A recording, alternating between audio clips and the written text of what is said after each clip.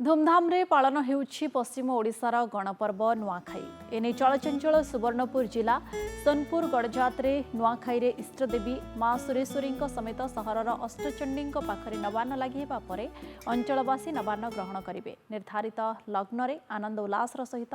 शोभायात्रा रे मां समलेश्वरी पीठरू देवादेवींकर नुआ भोग पई पाहुर अष्टचंडी पीठको पहुंचीबा परे नुआखाई पर्व आरंभ होइतिला। समलाई मंदिर पाहुर जाई सारान बर्तमान जेन पाहुर की जाइकरी माँ सुरेश्वरी भगवती समलेश्वरी रामचंडी तापरे भुवनेश्वरी विमलाक्षी नारायण एम अष्टचंडी लगी सारा गोटे तोप फुटवा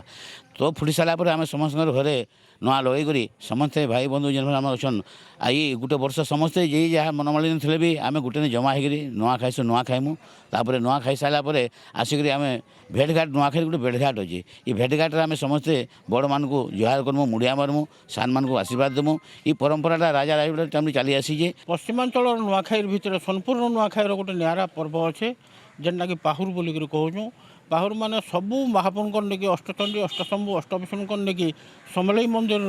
ताकर नुआखाई खंजा सेटा जाइए ताके आम पाहुर बोलिक कहसूँ और ताके बहुत सम्मान देकरी आम नेसुँ और अष्टशंभु अष्टविष्णु अष्टचंडी लगेकरी तारपर जाकि सोनपुरवासी समस्ते पाइसन। आम तो बर्तमान नुआ खाई सारू न और आम समलई मंदिर ताने अष्टशंभु अष्टचंडी अष्टविष्णु समस्त पाखे पाहुर जाइसी और समस्त लगाई सारान आम समस्ते सोनपुर बहुत जाकजमक नुआ खाଇବା पर्वटा पालन कर सारून आ संध्यारे भी आहरी ताने सांस्कृतिक कार्यक्रम मान भी अच्छे।